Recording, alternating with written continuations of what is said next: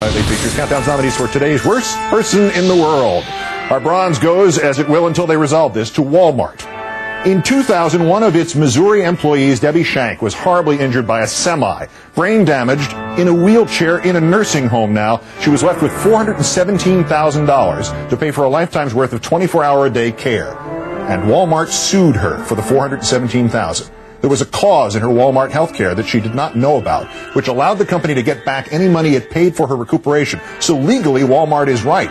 But Mrs. Shank's injuries are such that she has a hard time remembering new things.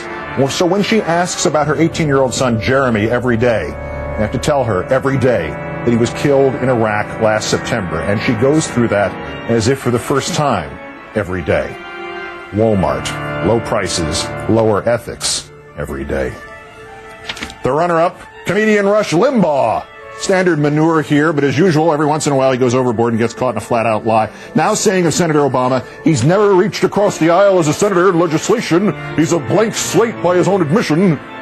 Except when he reached across the aisle for the Lugar-Obama Initiative on Nuclear Proliferation, co-sponsored with Republican Senator Richard Lugar of Indiana, who is a Republican senator, hence the use of the term. Except when he reached across the aisle for the Congo Relief Bill, co-sponsored with Republican Senators Brownback, Collins, DeWine, and Inhofe.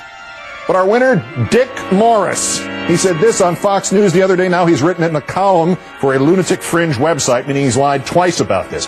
Talking about the, quote, elaborate yarn Senator Clinton told on the Today Show a week after 9/11 that her daughter was jogging around the World Trade Center when it was hit.